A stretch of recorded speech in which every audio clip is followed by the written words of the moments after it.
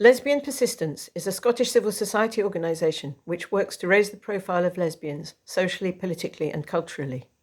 Our interest in today stems from the historic invisibility and ongoing neglect of lesbians in national and international policy making. We're particularly concerned with the impacts of the intersection of female sex and lesbian sexual orientation. This intersecting and compounded nature of discrimination against lesbians has been previously acknowledged by the CEDAW committee. Lesbian invisibility and widespread lesbophobia means there's almost no research carried out into lesbians, by which I mean same-sex attracted females, a point I shouldn't have to make, but unfortunately is these days essential. Globally, lesbians are subjected to multiple and grave forms of discrimination and violence. These include acts which, frankly, are better described as conversion practices, aimed at curing lesbians of the affliction of loving other women, such as so-called corrective rape and forced marriages. Institutional lesbophobia is also rife. In our written submission, we've highlighted the absence of any differentiated and special temporary measures for lesbians.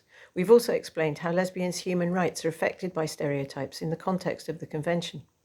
But for this talk, I'd like to focus on a particularly egregious example of the negative impact that sex role stereotyping is having on lesbians. In recent years, we've been impacted by a new and emerging form of violence resulting from the gender identity movement, which is wholly based on sex role stereotypes.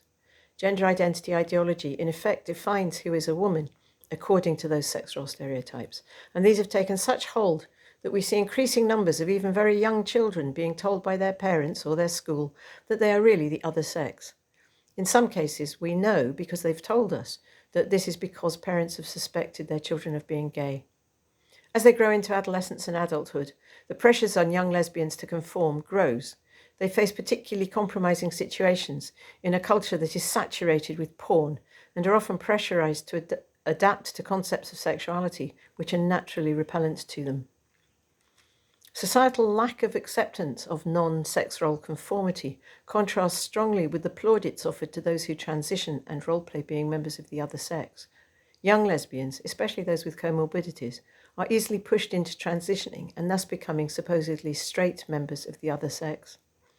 Last week, there was a horrifying report saying that over 1,000 masculizing mastectomies a year are being performed in the UK by the NHS alone. The vast majority of the young women having their healthy breasts removed are lesbians. This is, in our opinion, the worst kind of conversion therapy, but it flows naturally from the extreme sex role stereotyping being discussed in GR 41.